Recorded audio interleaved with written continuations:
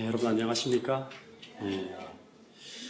안식일 날에는 세상에 어떤 일이 벌어진다 하더라도 우리가 하나님의 그 믿음 안에서 안식과 쉼과 평안을 누리는 날입니다. 여러분의 마음에 혹여 슬픔이 있고 아픔이 있고 괴로움이 있고 지친 그러한 심심을 가져왔다 하더라도 이 시간 하나님 앞에 다 내려놓으시고 하나님이 주시는 은혜와 그 평안으로 행복함을 누리시는 여러분과 제가 되기를 간절히 바라겠습니다. 이 안식일에 대부분의 분들이 알고 계시지만 사랑하는 우리 민정식 집사님이 오늘 새벽 1시에 미국에서 운명하셨습니다. 그래서 우리 김민정 집사님이 아마 내일이나 모레 미국으로 들어갈 텐데요. 유가족분들에게 하나님의 위로와 또 장래가 은혜롭게 잘 마칠 수 있도록 도와주시고 또 그들이 그 슬픔을 이기고 믿음 안에 계속 거할 수 있도록 여러분 기도를 부탁드리겠습니다. 아울러 또 하나 우리 장로님께서 말씀해 주셨는데요.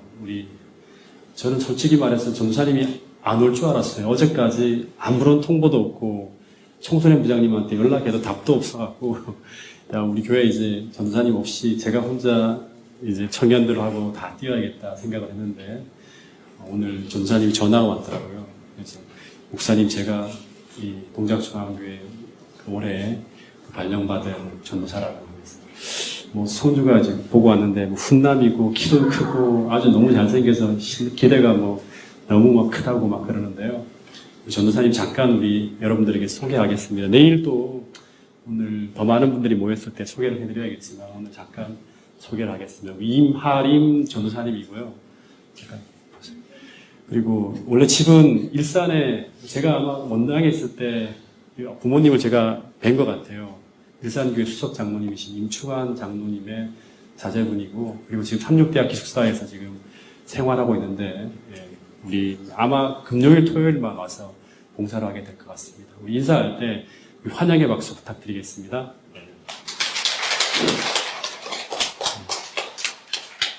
설교는 아마 이번 달 아마 셋째 주 마지막 주에 아마 여러분들에게 설교로 인사를 드릴 것 같고요. 뒤에서 옆에 들어보니까 노래도 잘하는 것 같고 여러 가지로 참 재능이 많은 그런 청년 같습니다. 감사합니다.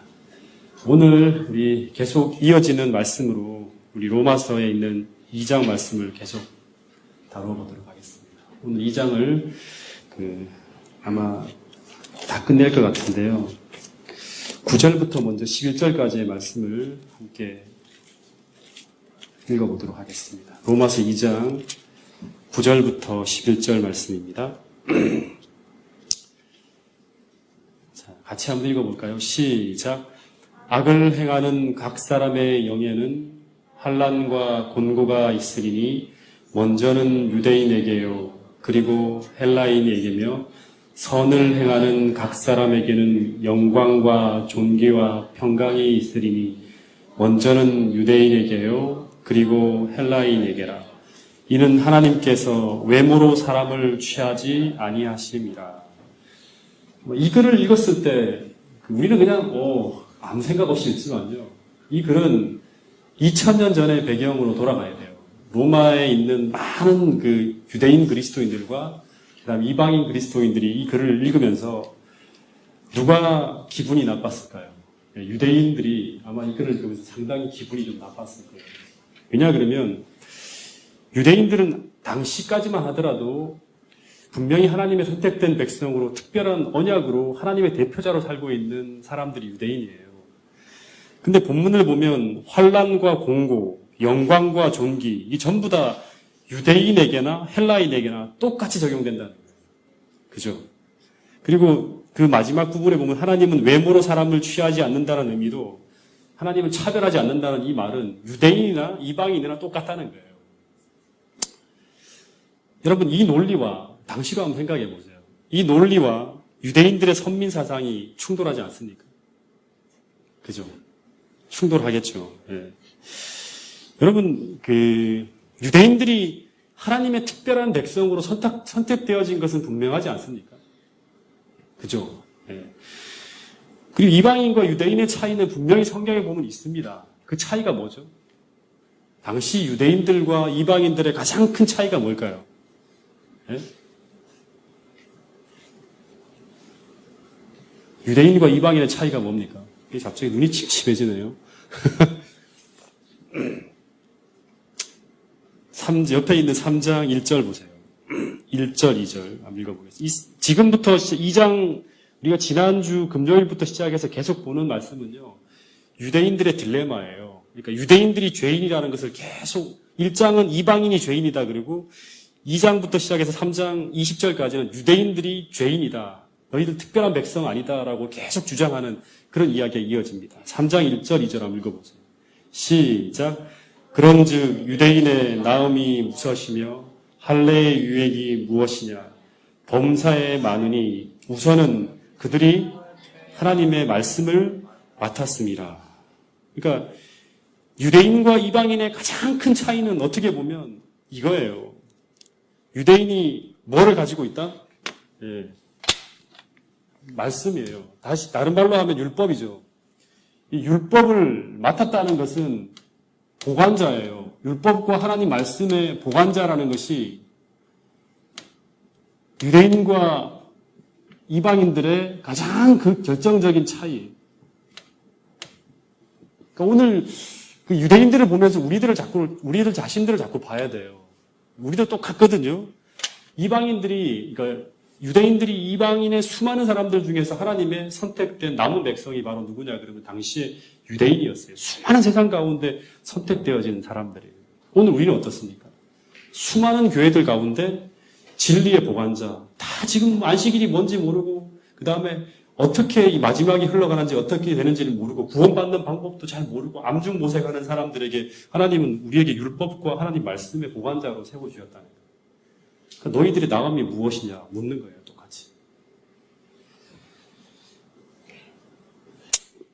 그래서 유대인들이 어떤 생각을 하냐 그러면 이제 이 사실이 자기들이 하나님의 율법을 갖고 있다는 이 차이로 말미암아 이 사실이 유대인과 이방인을 하나님이 똑같이 취급할 수 없는 이유라고 생각했다는 거예요.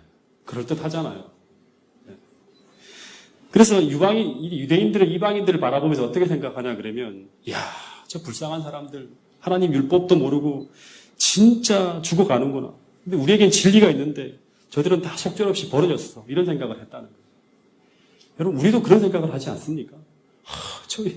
이 일요일교회에서 아무것도 모르는 사람들 하나님을 찬미하고 저렇게 하지만 결국엔 다 망할 거야. 이런 생각하지 않습니까? 근데 여러분 이게 사실입니까? 유대인들이 특별하다는 게 사실입니까? 하나님의 특별한 백성이라는 게 사실 맞습니까? 유대인들이? 네? 그러면 하나님은 유대인들만 차별해서 사랑한 거 아닙니까? 네? 어떻게 생각하세요? 이런 게 이제 딜레마예요. 당시 사람들한테. 근데 여러분 유대인들이 분명히 하나님의 특별한 백성이고 하나님의 특별한 사랑을 받는 사람이 맞다는 게 구약의 역사예요. 근데 여기에는 분명한 조건이 있다는 거. 이걸 놓치면 안 돼요. 분명한 조건이 있어요. 그게 뭐냐 그러면 제가 요즘에 언약에 대해서 굉장히 많은 좀 생각을 하거든요. 지난주 설교회 때도 이제 그런 말씀을 드렸는데 신명기 28장 1절에 보면 내가 내 하나님 여호와의 말씀을 삼가 듣고 내가 오늘날 내게 명하는 모든 명령을 지켜 행하면 이 조건이에요. 그 이후에 하나님의 선택된 백성에게 임하는 모든 축복이 언약을 따라서 약속을 따라서 임하게 된다는 거예요. 그러나 만일 이스라엘이 하나님 말씀에 순종하지 아니하고 그 모든 규례와 명령을 떠나면 하나님은 더 이상 너희들의 하나님이 될 수 없다는 거예요. 너희들의 특별한 선민이 될 수 없다는 것이 또 약속돼 있어요. 두 가지가 약속돼 있잖아요. 그죠? 이건 분명한 거예요. 근데 불행하게도 이스라엘 백성들이 그들에게 주어진 이 조건은 생각지 않고 그건 살피지 않고 자신들이 어떻게 살든 상관없이 하나님의 총애를 받는 민족으로 살고 있다고 계속 믿고 있었어요. 이거는 믿음이 아니라 완전히 이게 스스로의 어떤 그 추측이죠. 말씀을 명시된 게 아니기 때문에.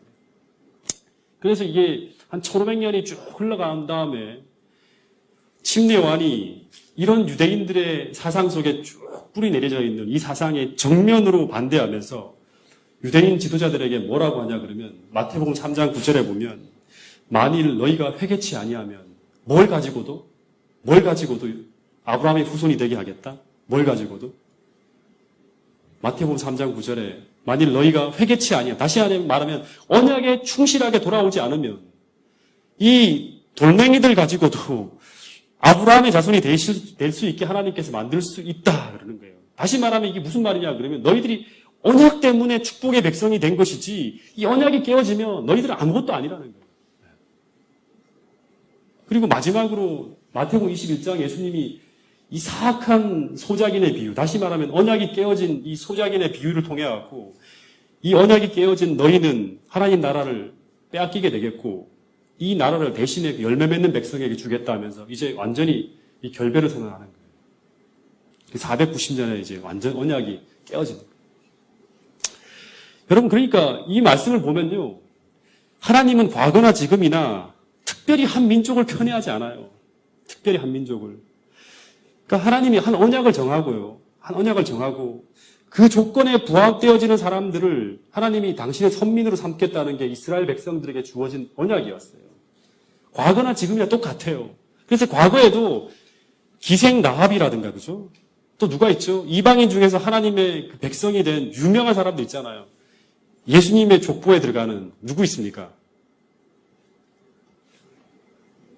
네? 룻, 모압 여인 룻. 이런 사람들이 전부 하나님의 언약의 조건에 딱 들어왔을 때 그들은 하나님의 축복을 받을 수 있었고 예수님의 어떤 그런 그 위대한 어떤 그런 이 조상으로도 이름까지 올려놓는 그런 축복의 반열에 서는 거예요. 여러분 그래서 고대 이스라엘에게 하나님이 그러셨던 것처럼 언약은 언제나 동일해요. 그러니까 모든 사람들에게 다 하나님 백성이 될 수 있는 기회가 열려 있어요. 그 조건은 바로 뭐냐 그러면 만일 뭐뭐를 행하면이에요. 뭐뭐를 하면입니다. 중요한 거예요. 그러니까 이 믿음의 조건에 만족하면 누구나 하나님의 언약 백성이 될 수 있는 거예요. 여러분 우리가 오늘 하나님의 진리 백성이잖아요. 그죠? 그러니까 우리와 하나님과의 오늘 이 안식일에 진짜 하나님의 선민, 특별하게 이 마지막 시대에 하나님의 남은 자손으로 부름을 받은 그 언약에 내가 충실하고 있는지, 그 언약대로 살고 있는지를 생각해 보시기 바랍니다. 그래서 하나님이 내 하나님이 되고 내가 하나님의 자녀가 되어질 때, 언약 안에서. 그럴 때 하나님은 어떤 약속을 했냐 그러면 너희를 범하는 자는 누구를 범하는 것이다? 하나님을 범하는 것뿐 아니라 어디를 범하는 것이다? 하나님의 눈동자를 범한다고까지 말씀했어요. 그러니까 하나님과의 상호, 그러니까 너희를 건들면 나를 건드는 거예요. 이 정도로 하나님께서 민감하게 반응할 수 있는 사람들은 하나님의 소유물들이에요. 그 언약에, 이 언약은 굉장히 중요한 거거든요. 그 언약 하에 머무시면서 여러분의 삶이 평안하고 행복하고 어떤 비바람이 친다 하더라도 하나님의 보호하심 속에 있다는 사실을 꼭 믿음으로 살 수 있는 그런 언약의 백성이 다 되시기를 간절히 바라겠습니다. 12절에 보세요. 2장 12절. 자, 읽어볼까요? 무릇 율법 없이 범죄한 자는 또한 율법 없이 망하고 무릇 율법이 있고 범죄한 자는 율법으로 말미암아 심판을 받으리라. 예. 이 말이 무슨 말이죠? 이 로마서 내용들은 좀 생각을 많이 해야 돼요. 로마서 1장에서 하나님은 이방인들에게도 하나님을 알 수 있는 것들을 알려주셨다 그래요. 예. 너희들이 하나님을 알 만한 것이 너희 속에 보임이라 그러면서 이 천년계를 통해서 그리고 양심을 통해서 무엇이 옳은 것인지 다 보여주셨어요. 그래서 하나님이 그 이방인들이 그들에게 주신 이 계시에 그들이 어떻게 반응하냐에 따라서 그들을 심판하신다고 했어요. 그러니까 하나님이 보여주신 그 모든 것들을 보고도 이 사람들이 어떻게 행동하는가에 따라서 하나님은 그것을 통해 심판한다 그래요. 마찬가지로 이 말씀을 보면 유대인들도 그들이 받은 길에 따라서 이 심판을 받는다는 거예요. 여러분 꼭 기억해야 될 게 뭐냐 그러면 중요한 걸 우리 볼 수 있는데 하나님은 절대로 그 유대인들에게 적용하는 잣대로 이방인들을 판단하지 않습니다. 심판하지 않아요. 마찬가지로 이방인들을 심판하는 잣대로 유대인들을 심판하지도 않아요. 그래서 우리가 어떻게 구원받을 수 있는지는 알 수 있지만 누가 구원받을 사람이고 누가 구원의 반열에 제외되는지는 몰라요. 그러니까 이 보면 심판의 기준이 어떻게 보면 각 사람에게 적용되어지는 어떤 그런 게 다르다는 걸 볼 수 있어요. 근데 이스라엘 백성은 그 당시 온 세상 사람들에게 진리 백성이었어요. 그래서 이 오늘날도 마찬가지로 수많은 그 교회들 가운데 우리가 진리 백성인 것처럼 이스라엘 백성들은 특별한 백성이에요. 근데 꼭 기억해야 될 게 뭐냐 그러면 이들이 율법을 가지고 있다는 것과 그들이 율법을 따라 살고 있다는 것은 완전히 다른 차원의 사건이에요. 우리가 좀 착각할 수 있는 게 뭐냐 그러면 우리가 날마다 말씀을 듣잖아요. 진리의 말씀을 듣고 있기 때문에 종종 우리가 어떤 착각을 하냐 그러면 이 말씀을 듣고 있기 때문에 내가 말씀을 따라 살고 있다고 착각할 수 있어요. 그렇지 않습니까? 근데 이 13절에 보면 하나님 앞에서 율법을 어떻게 하는 자가 의인이다. 한번 읽어볼까요? 13절. 로마서 2장 13절. 시작. 하나님 앞에서는 율법을 듣는 자가 의인이 아니요 오직 율법을 행하는 자라야 의롭다 하심을 얻으리니. 여기 보면 하나님의 율법을 소유하는 것도 중요하지만 다시 말하면 진리를 깨닫고 있는 것도 중요하지만 더 중요한 것은 뭐다? 우리가 율법대로 행하고 있는가 하는 것이 더 중요하다는 거예요. 그러니까 여러분 이 말씀 위에 있다는 말은 다시 말하면 언약 위에 있다는 거예요. 하나님의 언약이. 듣고 행한다는 것은 뭐냐 그러면 듣고 믿음으로 반응한다는 거예요. 듣고 순종한다는 거예요. 그래서 제가 로마서에 나와 있는 1장 5절이라든가 이 마지막 절에 보면 믿어 순종케 된다는 내용은 의인은 오직 믿음으로 말미암아 산다는 그 내용의 중심 키워드라 그랬죠. 여러분 이 얘기는 복음서에 곳곳에 나오는 거예요. 우리 한번 볼까요? 마태복음 7장 21절.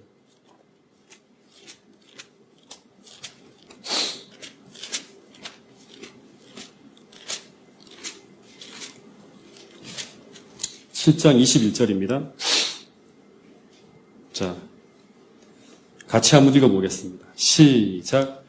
나더러 주여 주여 하는 자마다 다 천국에 들어갈 것이 아니요 다만 하늘에 계신 내 아버지의 뜻대로 행하는 자라야 들어가리라. 그 다음에 26절을 읽어볼게요.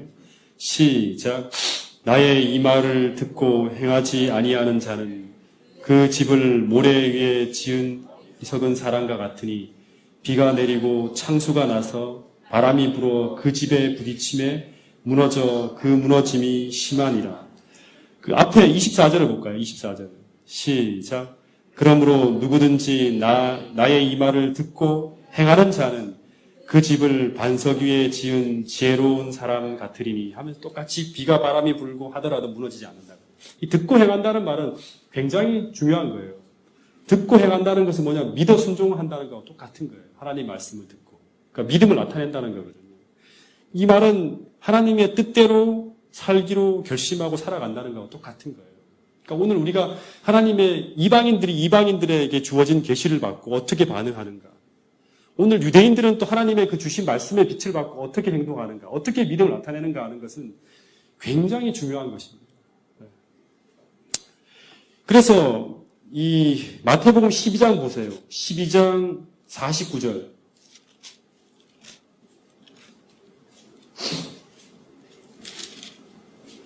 49절 50절 읽어보겠습니다.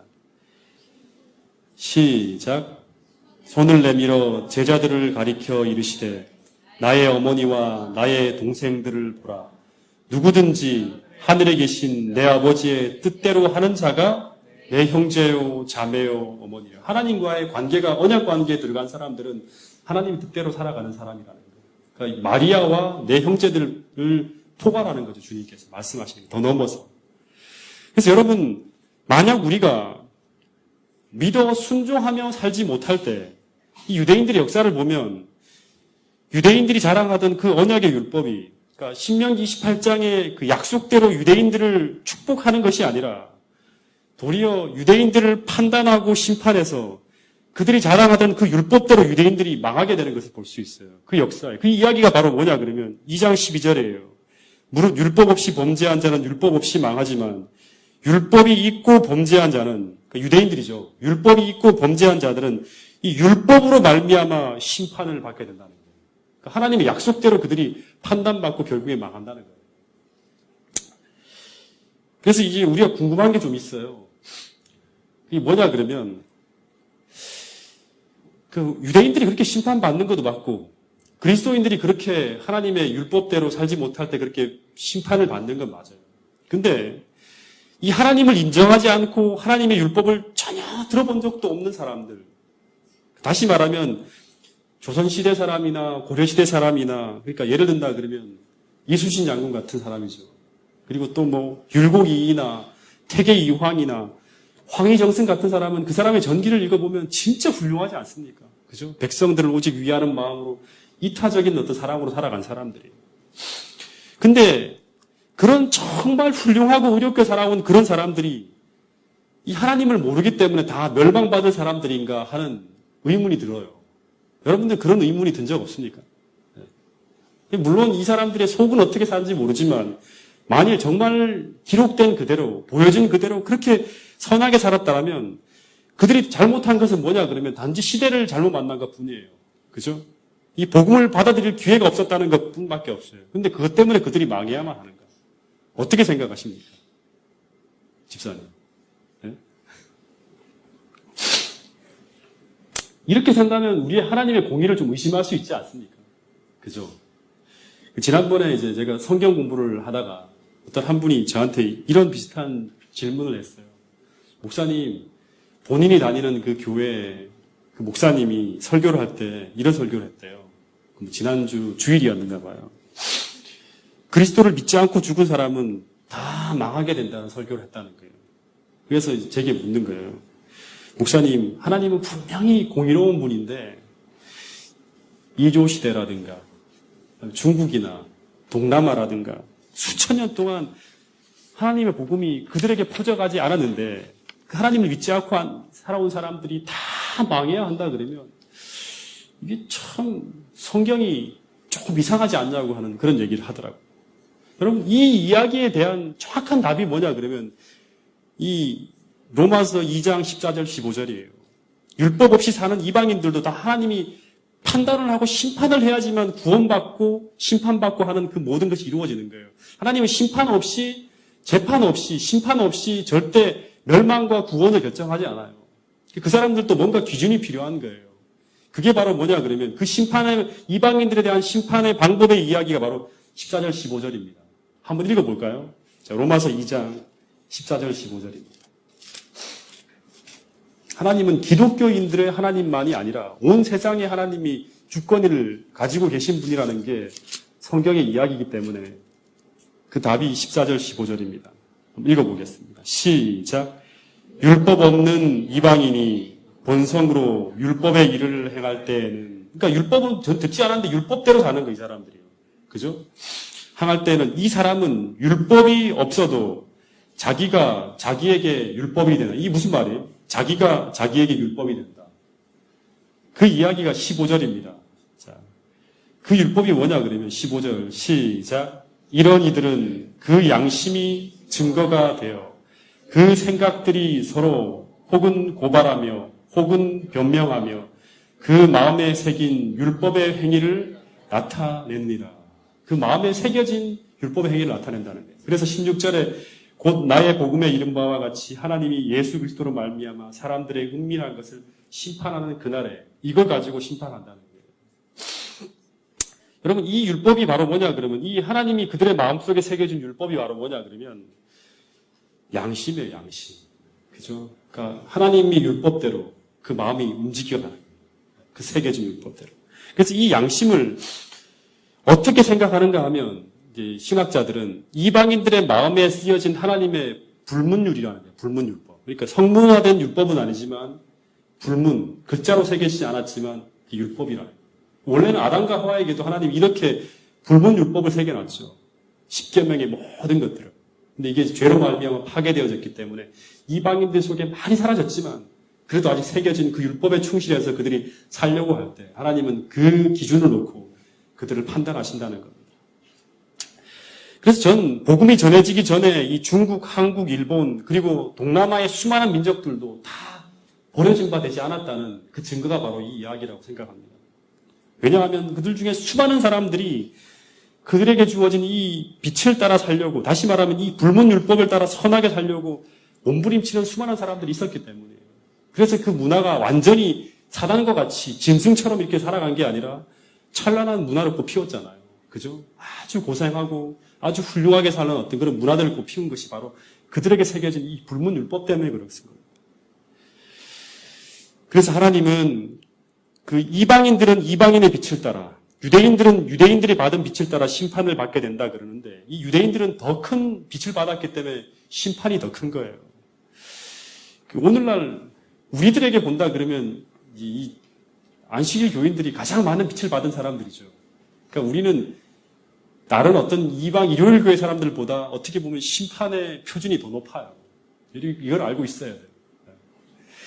그래서 17절부터 24절 보세요. 오늘 좀 빨리 많은 분량을 나가야 되기 때문에 좀 읽어보겠습니다. 17절부터 24절까지 읽어보겠습니다.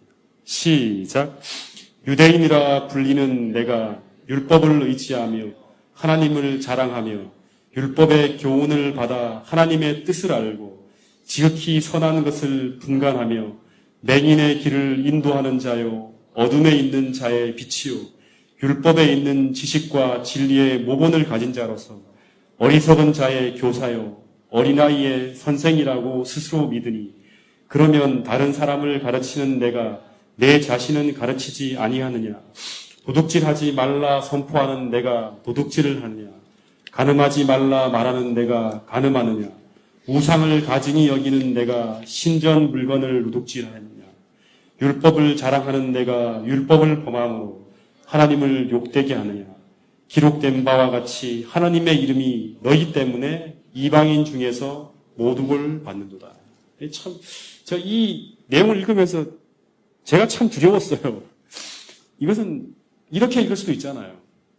유대인 대신에 목사라는 말을 넣으면 목사라고 불리는 내가 율법을 의지하며 하나님을 자랑하며 율법의 교훈을 받아 하나님의 뜻을 알고 지극히 선한 것을 분간하며 맹인의 길을 인도하는 자요 어둠에 있는 자의 빛이요 율법에 있는 지식과 진리의 모본을 가진 자로서 어리석은 자의 교사요 어린이의 선생이라고 스스로 믿으니 그러면 다른 사람을 가르치는 내가 내 자신은 가르치지 아니하느냐. 23절에 보면 율법을 자랑하는 내가 율법을 범함으로 하나님을 욕되게 하느냐. 기록된 바와 같이 하나님의 이름이 너희 때문에 이방인 중에서 모독을 당하는다. 이 말이 어울립니까? 고재훈 목사라는 말을 하면 참 이게 참 두려운 그런 말씀 같아요. 여러분 원래는 유대인뿐 아니라 그러니까 모든 사람 그리스도인들에게 하나님의 이름이 어떻게 되어야 되죠? 원래 유대인들을 하나님이 선택하고 이스라엘 백성을 선택한 이유가 뭐예요? 아브라함을 선택한 이유가 뭐예요? 언약에 보면 이 아브라함이라는 어떤 사람의 세계를 통해서 하나님이 이방의 빛이 되게 하기 위해서 그렇게 세웠어요. 하나님의 이름을 영화롭게 하기 위해서. 그들이 창대하게 되고 훌륭하게 되고 정말 이름이 더 높아질 때 그들의 그 빛나는 그 삶을 통해서 하나님의 이름이 창대케 되게 하기 위해서 그들을 세운 거예요. 그래서 마찬가지로 유대인 때문에 원래는 하나님의 이름이 모독을 당하는 것이 아니라 어떻게 돼야 됩니까? 영광을 받아야 돼요. 그렇죠? 이게 하나님의 이 비전이었어요. 꿈이었고. 그리고 주기도문의 첫째 기도가 뭐죠? 하늘에 계신 우리 아버지여 한 다음에 첫 번째 기도의 내용이 뭡니까? 이름이 거룩히 여김을 받으시오며 다시 말하면 하나님 저 때문에 하나님 이름을 거룩히 여김을 받고 그 다음에 하나님 영광 받으셔야 됩니다. 이게 우리의 기도의 첫 번째 기도 목록이에요. 그리스도인들의 모든 삶의 첫 번째 목표는 바로 그거예요. 하나님의 영광을 위해서 하는 거. 근데 여러분 하나님의 이름이 거룩히 여김을 받게 되는 것은 어떨 때입니까? 어떨 때죠? 우리가 부자 될 때입니까? 네? 우리가 뭐 판사 검사 되면 그 재림교인이 판사 검사 됐기 때문에 하나님의 이름이 영광받는다 이런 겁니까? 절대 그렇지 않아요. 네. 성경에 의하면 우리가 하나님 뜻대로 살아갈 때예요. 하나님 뜻대로 살아갈 때. 참 중요합니다. 그분의 영광의 품성이 로마서의 그대로 원리를 따른다 그러면 복음을 통해서 내 안에서 그분의 모습이 드러날 때예요. 이게 로마서 요한복음 15장에 나와 있는 이 성령의 열매가 맺히는 게 바로 그런 얘기예요. 열매를 많이 맺으면 아버지께서 영광을 받으실 것이라고. 근데 이 유대인들은 그분의 이름을 대표하는 자로 세상에 살고 있었어요. 그러니까 크리스찬이라는 거 똑같은 거예요. 유대인 그러면 여호와의 이름이 그들의 삶 속에 있어요. 그들의 나라에. 근데 기록된 바와 같이 하나님의 이름이 유대인 때문에 영광 받는 게 아니라 이방인들 중에서 모독을 당하고 있었다. 모독을 당하고 있었다. 이게 참 너무 가슴 아프죠. 그러니까 언약이 깨어지고 망하는 거예요. 근데 그 이유를 제가 이렇게 쭉 읽었어요. 쭉 읽으면서 그 이유를 정확하게 찾았는데요. 왜 모독을 당하는가 하면 21절. 여러분 이거는 목사인 저를 비롯해서 장로님들, 성경 교사 되신 분들은 꼭 기억하세요. 이게 참 중요한 거예요. 21절 읽어볼까요? 시작. 그러면 다른 사람을 가르치는 내가 내 자신은 가르치지 아니하느냐? 도둑질하지 말라 선포하는 내가 도둑질을 하느냐? 뭐냐 그러면 하나님의 이름이 모독을 당하는 중요한 이유 중에 하나가 이제 이 자리로 제가 봤는데요. 그래서 바로 뭐냐 그러면 다른 사람을 가르치는 내가 내 자신은 가르치지 않고 있었다. 내 자신. 다시 말하면 도둑질하지 말라고 선포하는 내가 스스로에게는 이 가르침을 가르치지 않고 도둑질을 하고 있었다는 거예요. 그러니까 당시 유대인들이 제사장들 그 다음에 이런 지도자들이 도둑질을 하면 절대 안 된다는 계명의 그 말씀이 있었지만 그 수많은 이 사람들이 제사 드리러 올 때 그 사람들을 불의로 착복하고 자기 치부하고 하는 이런 모든 이 나쁜 짓은 다 하는 사람들이 당시 유대인들 지도자였습니다. 여러분 제가 이 말씀을 참 많이 묵상했는데요. 어떻게 보면 저에게 가장 많이 적용되어지는 말씀이에요. 네.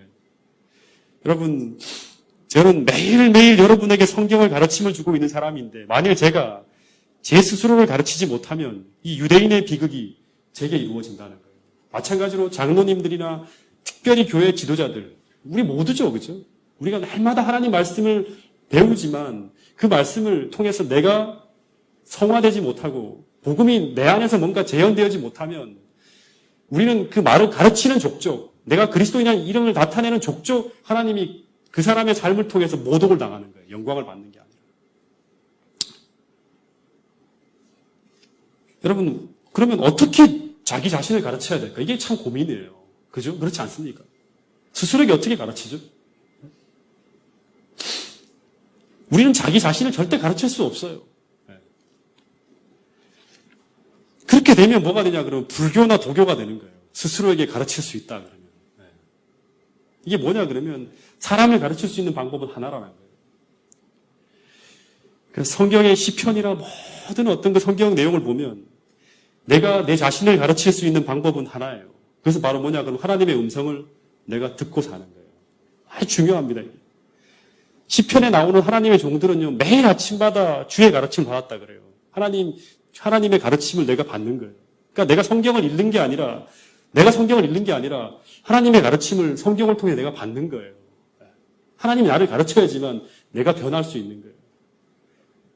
그래서 이사야서 50장 4절에 보면 주 여호와께서 학자의 혀를 내게 주사 나로 곰핍한 자를 말로 어떻게 도와줄 줄을 알게 하시고 아침마다 깨우치시되 나의 귀를 깨우치사 학자같이 알아듣게 해달라.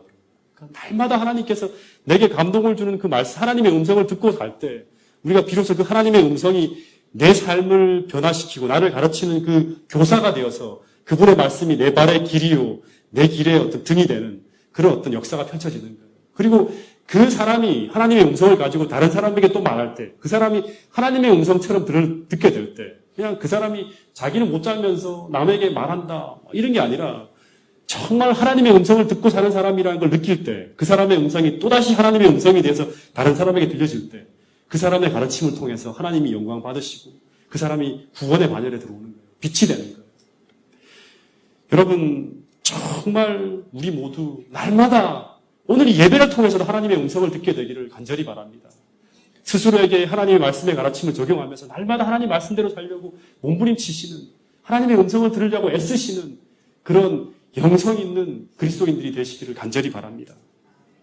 그리스도인이라고 예수님을 대표하는 사람들이 정작 자신에게 말씀하시는 그 하나님의 음성을 듣지 못하면 우리는 유대인처럼 성경이 말하는 대로 전혀 살지 않으면서 그 율법만 가지고 있는 위선자들이 될 수 있어요. 여러분 정말 특별히 저를 비롯해서 우리 교회 지도자들은 꼭 이 말씀을 마음의 심중에 꼭 간직하시고 하나님의 이름이 내 삶을 통해서 영광 받으실 수 있도록 여러분 그렇게 기도하시고 그렇게 살아가시는 여러분과 저가 되기를 간절히 바라겠습니다.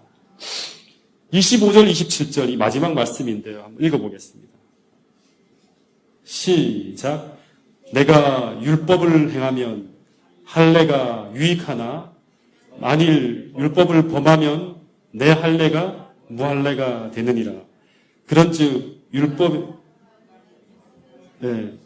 율법의 규례를 지키면 그 무할례를 할례와 같이 여길 것이 아니냐. 또한 본래 무할례자가 율법을 온전히 지키면 율법 조문과 할례를 가지고 율법을 범하는 너를 정죄하지 아니하겠느냐. 참 여기까지 먼저 읽어볼게요. 이 이야기가 무슨 말이죠?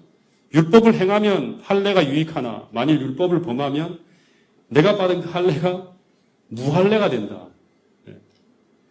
그런즉 율법의 규례를 지키면 무할례를 할례와 같이 여길 것이 아니냐. 또한 본래 무할례자가 율법을 온전히 지키면 율법 조문과 할례를 가지고 율법을 범하는 너를 정죄하게 된다. 이 말이 무슨 말이죠?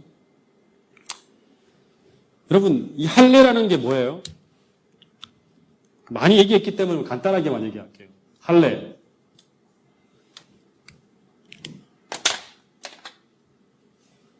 할례가 뭐죠?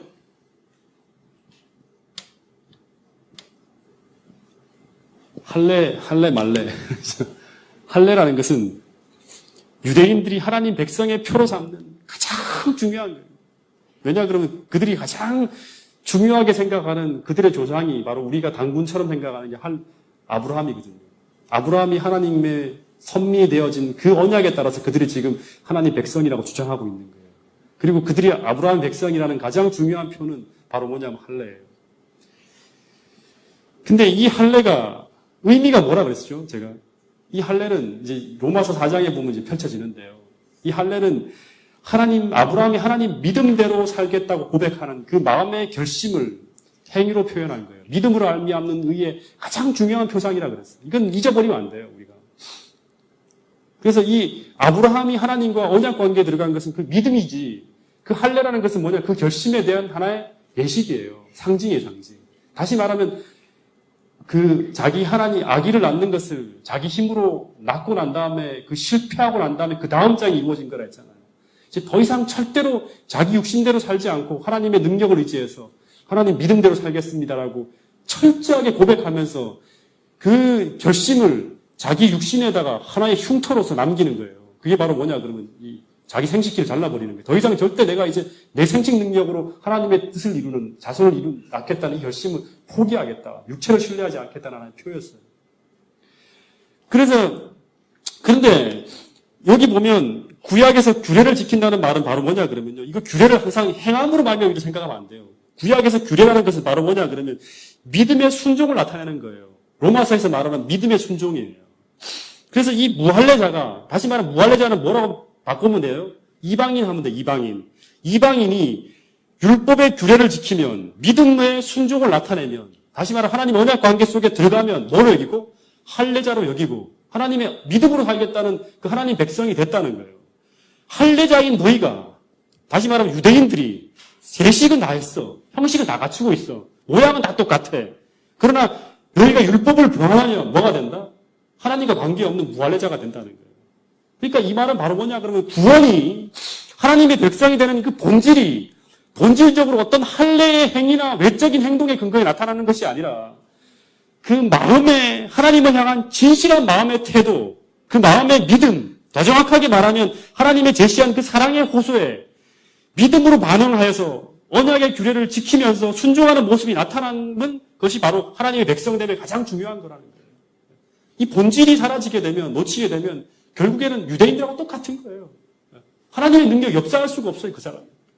매일매일 같이 자기 힘으로 살려고 그러고, 자기 계획대로 살려고 그러고, 하나님의 법칙과 뜻과 충돌할 때마다 하나님의 뜻을 포기하고, 자기의 뜻이 항상 승리하는 이런 삶은 언약이 깨어진 거예요. 믿음의 삶이 아니에요. 그래서 28절, 29절, 가장 중요한 겁니다. 읽어보겠습니다. 시작. 무릇 표면적 유대인이 아니요. 표면적 육신의 할례가 아니니라. 오직 이면적 유대인이며 할례는 마음에 할지니 영에 있고 율법 조문에 있지 아니한 것이라. 그 칭찬이 사람에게서가 아니요 다만 하나님에게서니라. 이게 참 어떻게 보면 제일 중요한 성경절인데요. 중국에서 이제 서방 세계의 중국이 이렇게 문호를 막 개망하던 시대에 미국에서 활동하고 있는 중국 스파이 한 사람이 붙잡혔대요. 근데 이제 이 사람이 중국 스파이가 같다고 생각을 하고 계속 이제 미국 CIA에서 계속 추적을 했는데, 근데 이 사람이 어떻게 행세했냐 그러면 항상 미국인처럼 행세했다는 거예요. 그러니까 아마 중국 인구가 10억 넘어가니까 그 중에서 가장 중국인 닮은 사람을 이제 호네라 중에서 뽑았겠죠. 그래서 생김새가 거의 완전히 미국 사람이에요. 영어도 유창하게 구사하고, 그리고 제스처라든가 뭐 이렇게 표현하는 게 완전히 미국 사람 같았대요. 근데 이 사람이 어떻게 발각됐냐 그러면, 이제 미국에서 저 사람이 이제 수상하다는 생각을 하고 계속 첩보원을 붙여서 따라다니고 계속 조사하라 그랬는데, 어느 날 이 사람이 이제 이 사람을 이제 행동을 추적하면서 테스트를 하게 되는 계기가 있었어요. 이 사람이 이제 유럽을 여행하는데, 이제 이 미국에서 이 요원이 옆에서 이렇게 타고 가다가 그 사람 곁에서 테스트를 했대요. 휘바람을 이렇게 휘 불면서 미국 국가를 막 불렀대요.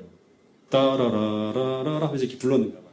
근데 이 사람이 미국 국가를 들으면서 아무런 반응을 보이지 않더래요. 잘은 모르지만 이제 미국 사람들은 이제 이런 게 있다 그러더라고요. 이제 미국이라는 나라가 여러 나라 사람들이 같이 살잖아요. 그래서 자신을 미국인이라고 느끼는 때는 뭐 하여튼 2번인가 3번 정도 있대요. 그게 뭐냐 그러면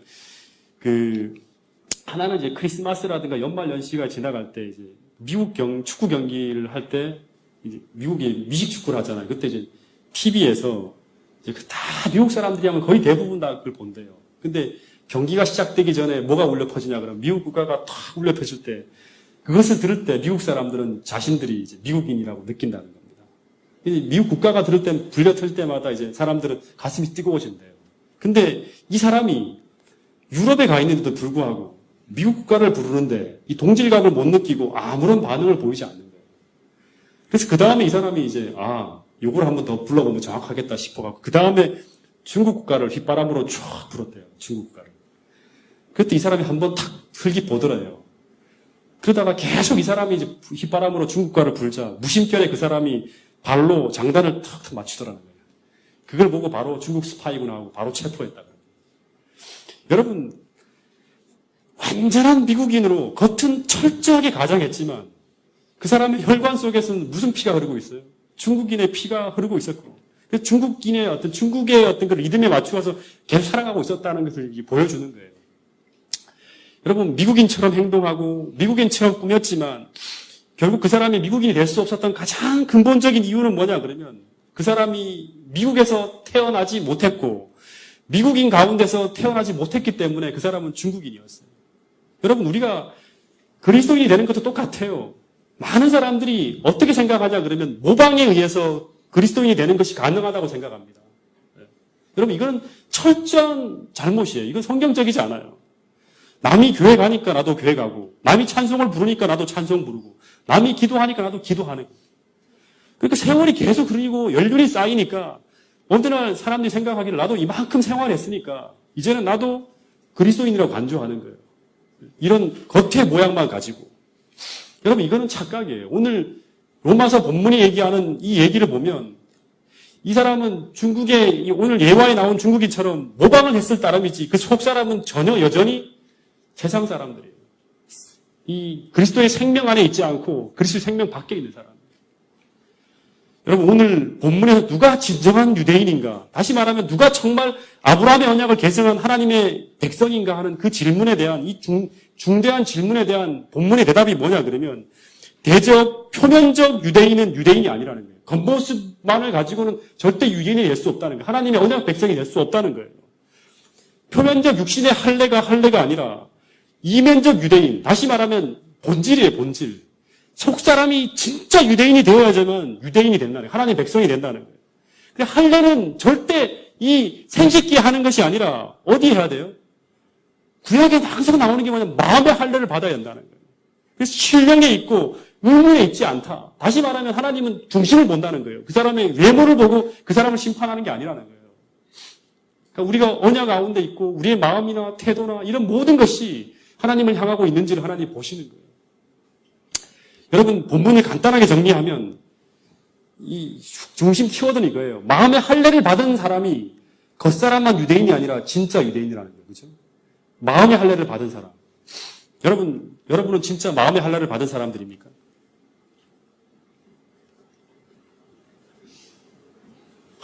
이럴 때마다 정말. 그러면 물어볼게요. 어떤 사람이 마음의 할례 받은 사람일까요? 어떤 사람이? 이거를 제가 한 달 전에 우리 최성화 장로님 댁에서 집사님들 김태순 씨 예배 드리고 난 침례식 하고 난 다음에 그 집으로 다 몰려가서 거기서 제가 이 방문 예배를 드릴 때 이 말씀을 드렸어요. 거기 참석한 분들이 되게 많아요. 다시 묻겠습니다. 마음의 할례를 받은 사람은 어떤 사람이 마음의 할례를 받은 사람이죠? 제가 이 정도까지 기억하고 있어요. 어떤 설교를 했는지까지, 어떤 얘기를 했는지. 중요한 거라 그러면서 말씀을 드렸어요. 성경에 나와 있어요. 성경대로 우리 봐야 돼요. 신명기 30장 6절. 이거 정말 중요한 내용이니까 같이 보겠습니다. 신명기 30장 6절. 마음의 할례를 받으면 우리 하나님과 언약 관계가 들어가는 거예요. 신명기 30장 6절.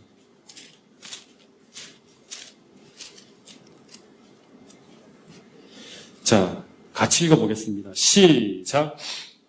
내 하나님 여호와께서 내 마음과 내 자손의 마음에 할례를 베풀면 어떤 일이 벌어집니까?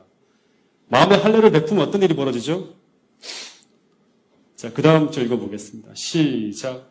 너로 마음을 다하며 뜻을 다하여 내 하나님 여호와를 사랑하게 하사 너로 생명을 얻게 하며. 다시 말하면 하나님이 우리 마음과 우리 자손의 마음에 할례를 베푸시면 그 사람은 마음을 다하고 뜻을 다해서 하나님을 사랑하게 되고 그 언약 관계가 바로 뭐를 이루냐 그러면 그 다음 내용 생명을 얻게 하신다는 거예요. 영생을 얻게 하신다는 거예요. 여러분, 할례를 받은 사람은 아브라함이 하나님과 할례를 받으며 언약한 것과 같은 언약을 하는 사람이에요. 아브라함이 어떤 언약을 했죠? 창세기 15장에 보면 절대 너는 나를 버리지 마. 넌 생명처럼 나를 사랑해야 돼. 나도 너를 생명처럼 사랑할 거야. 이게 이 동물을 쪼개면서 그 사이로 하나님이 아브라함 손을 잡고 지나가면서 언약을 하는 거예요. 그러니까 마음을 다하고 그 사람은 모든 그리스도인들에게 요구되어지는 그 언약이에요. 마음을 다하고 뜻을 다하고 목숨을 다하여 여호와를 사랑하겠다는 이 결심을 하나님께 드리고 그 사랑의 불이 꺼지지 않고 불타오르는 사람이에요. 신명기 맨날 6장 쉐마 이스라엘에게 매년마다 매 집회 때마다 울푸는 게 바로 쉐마예요. 마음을 다하고 뜻을 다하고 목숨을 다해서 하나님을 사랑하라. 그리고 신약에서도 예수님이 제일 큰 계명은 바로 이 계명이다. 하나님이 우리에게 요구하는 가장 중요한 거예요. 이 언약이 깨지면 망하는 거예요. 그게 안식일 계명 속에 담겨 있고 11조 속에 담겨 있고 다 담겨 있는 거예요. 하나님을 인정하는 거. 여러분, 근데 이 사람은 어떻게 변하냐 그러면 겉으로가 아니라 자발적으로 이런 행동이 나타난대. 이런 결심을 한 사람이 14절 보세요. 14절. 이런 사랑이 불타오르고 있는 사람, 그 마음속에 꺼지지 않는 사람은, 다시 말하면 그 마음의 할례를 받은 사람은 언제나 14절 같이 읽어보겠습니다. 시작. 오직 그 말씀이 내게 매우 가까워서 내 입에 있으며 내 마음에 있은지 내가 이를 행할 수 있느니라. 언제나 그 말씀이 내게 매우 가까워. 그러니까 가까운 게 아니에요. 매우 가깝다는 말을 좀 기억해야 돼요. 매우 가까워서 내 입에 있으며 내 마음에서 항상 영향력을 행사하는 거예요. 하나님을 사랑하는 사람은 말씀을 매우 사랑하는 사람이에요. 그리고 그 말씀의 힘과 은혜가 그 사람의 하나님을 향한 사랑의 에너지가 되어서 그 사람의 에너지가 되어서 다시 하나님을 뜨겁게 사랑하게 만들고 그 복음의 능력이 계속 더 크게 그 마음에 머물게 해서 결국 이를 행할 수 있게 하는데 그게 뭐냐 그러면 11절이에요. 11절 읽어보겠습니다. 신명기 31장 11절 시작. 내가 오늘 내게 명령한 이 명령은 내게 어려운 것도 아니요 먼 것도 아니라. 이 하나님이 우리에게 명령하시는 그 명령, 다시 말하면 하나님의 명령이 나에게 매우 어려운 것도 힘든 것도 아닌 것이 된다는 거예요. 이게 요한일서 5장 3절에 하나님을 사랑하는 것은 이것이니 그 답이 뭐예요? 이것이니 우리가 그의 계명을 지키는 것이라. 이 계명은 어떤 것이 아니다? 무거운 것이 아니다. 그 말하고 똑같은 거예요. 여러분 정말 이면적 유대인, 다시 말하면 마음의 할례를 받은 진실한 그리스도인은 정상적인 그리스도인의 모습은 바로 이 모습이라 그럽니다. 여러분 정말 우리의 능력으로 하나님의 뜻을 이루려고 하지 말고 다시 말하면 하나님과의 언약 관계, 정말 이면적 유대인이 되어서 정말 이면적 그리스도인이 되어서 우리 힘으로 사는 것이 아니라 하나님의 능력으로 살아가면서 하나님이 변화시키는 그 은혜 속에서 정말 하나님을 영화롭게 하는 그런 우리의 열매가 아니라 하나님이 주시는 그 성령의 열매가 여러분의 삶 속에 풍성히 맺혀서 진실한 그리스도인으로 살면서 하나님을 영화롭게 하는 저와 여러분들이 되기를 간절히 바라면서 오늘 말씀을 주도록 하겠습니다.